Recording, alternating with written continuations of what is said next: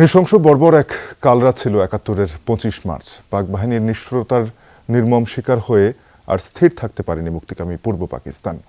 যার যা কিছু আছে তাই নিয়ে প্রতিরোধের চূড়ান্ত ডাক আসে ২৬ মার্চ জিয়াউর রহমানের স্বাধীনতার ঘোষণায়। প্রথমে নিজেকে রাষ্ট্রপতি ঘোষণা করে পরে বঙ্গবন্ধু শেখ মুজিবুর রহমানের পক্ষ থেকে স্বাধীনতার ঘোষণা দিয়েছিলেন এই শহীদ রাষ্ট্রপতি। ২৭ মার্চ থেকে শুরু হয় ব্যাপক সশস্ত্র লড়াই। এরপর ৯ মাসের রক্তক্ষয়ী এক যুদ্ধে স্বাধীন সার্বভৌম বাংলাদেশের জন্ম। তাই সেই ২৬ মার্চ উদযাপিত হয় মহান স্বাধীনতা দিবস। আয়তাকার সবুজ জমিনের বুকে লাল, এ লাল নতুন উদীয়মান সূর্যের, এ লাল রক্তের লাল। ১৯৭১-এ মহান মুক্তিযুদ্ধের মধ্য দিয়েই অর্জিত হয় এই স্বাধীন পতাকা। একেই কেবল ৯ মাসের সশস্ত্র সংগ্রামের অর্জন। স্বাধীনতা যুদ্ধের মহান শহীদদের প্রতি শ্রদ্ধা জানিয়ে নির্মিত স্মারক স্থাপনা জাতীয় স্মৃতিসৌধের নকশাই জানান দেয় ইতিহাস। ৭ জোড়া ত্রিভুজাকৃতির দেয়ালে ফুটিয়ে তোলা হয়েছে সংগ্রামের ৭টি পর্যায়। ৫২-এর ভাষা আন্দোলন থেকে ৫৪ যুক্তফ্রন্ট নির্বাচন, ৫৬-এর সংবিধান আন্দোলন, ৬২-র শিক্ষা আন্দোলন, ৬৬-র ৬ দফা, ৬৯-এর গণ অভ্যুত্থান আর ৭১-এর মুক্তিযুদ্ধ ঘটনা পরম্পরা। ৭০-এর সাধারণ নির্বাচনে শেখ মুজিবুর রহমানের নেতৃত্বাধীন আওয়ামী লীগ নিরঙ্কুশ জয়লাভ করলেও টালবাহানা করতে থাকে পাকিস্তান। ৩ মার্চ জাতীয় পরিষদের অধিবেশন হওয়ার কথা থাকলেও দুদিন আগে স্থগিত করে দেন প্রেসিডেন্ট জেনারেল ইয়াহিয়া খান। পরিস্থিতি উত্তপ্ত হতে থাকে। ৭ মার্চ রেসকোর্সে ভাষণ, অধিবেশন শুরুর আগে ৪ দফা পূরণ, অন্যথা চূড়ান্ত সংগ্রামের হুঁশিয়ারি দেন শেখ মুজিবুর রহমান। এই দেশের মুক্তি না হবে, খাজনা ট্যাক্স বন্ধ করে দেওয়া হলো, কেউ দেবে না।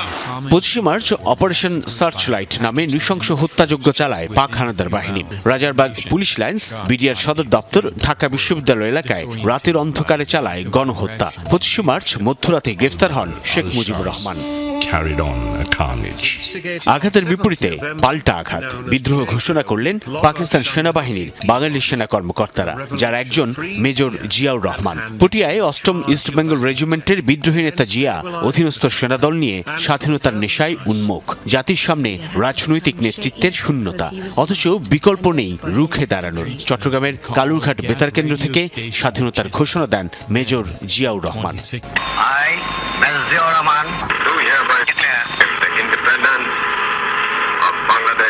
Of all the democratic countries of the world, especially the big world powers and the neighboring countries, and to take effective steps to stop immediately the awful genocide. Major Zia speaking, and I declare the independence of Bangladesh.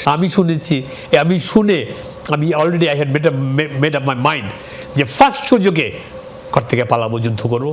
এই যে বাংলাদেশের শুরুটা হলো, আমরা সবাই যোদ্ধা হয়ে গেলাম।